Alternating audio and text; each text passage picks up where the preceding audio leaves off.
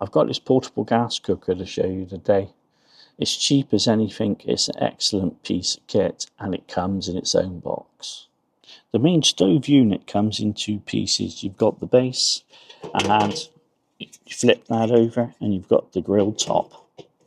It also comes with instructions. They're really easy to follow, and they're pretty much idiot proof. If you're looking for one of these, just put in Coleman stove, which is the common brand name, and these will pop up everywhere. This one's made by a company called Marksman. It's identical to the Coleman stove, and it's a little bit cheaper. A big plus point for this stove is that it runs on these butane gas canisters. They're cheap as anything, and they're readily available. To put the gas canister in, all you've got to do is pull this flap out. Pull the plastic protective cap off the gas canister. Slide him in, making sure that you face the can up so that it aligns with this. The next thing to do is push this locking lever down, and you're good to go. I'll unlock this and explain a little bit more. Once this can is in this compartment, it sits on a little tray. So when you push down on the locking lever, it pulls the whole thing forward and locks the gas nozzle in place. All you then need to do is close the cover, turn the knob, and the gas comes on. It's got a built-in self-igniter. This style of gas stove has got a really good safety feature built in. If for some reason the gas is on and you try to engage the gas canister by pressing down on the locking mechanism,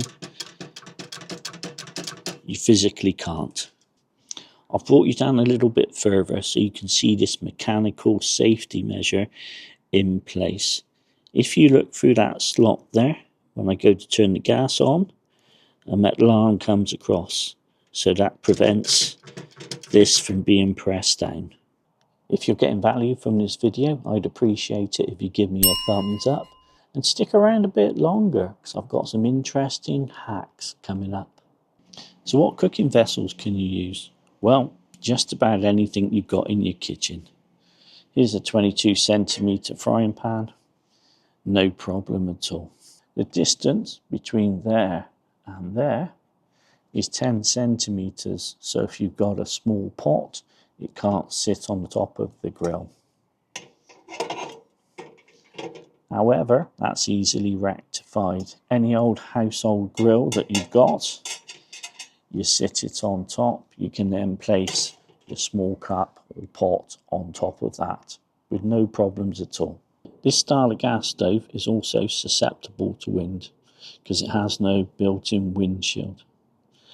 However, I've got an answer to that, and it's one of these. This is a fire maple windshield. It's got 9 small panels to it. This isn't an advertisement for fire maple. This just happens to be a windshield that I've got.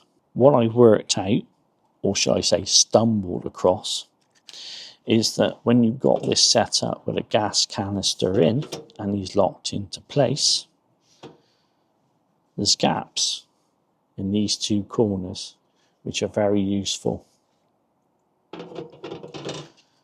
So you can take your windshield, place the point of the windshield into the gap. There's no need to worry because there's physically nothing it can catch on. There's nothing to harm.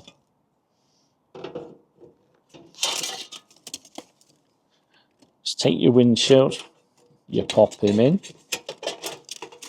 3 panels, 3 panels, 3 panels, and this bit's a little bit of a faff, but he will fit in.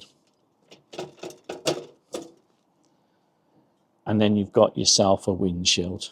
You can now cook outside with a frying pan or saucepan up to the width of 22 centimeters and a windshield in place.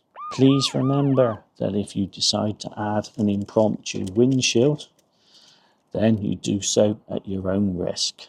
When you finish with the unit and it's ready to pack away, all you need to do is flip up the lock switch, pull open the door, remove the gas canister, flip the grill top back over, providing it's cool, and put him back in the box to safely store it away.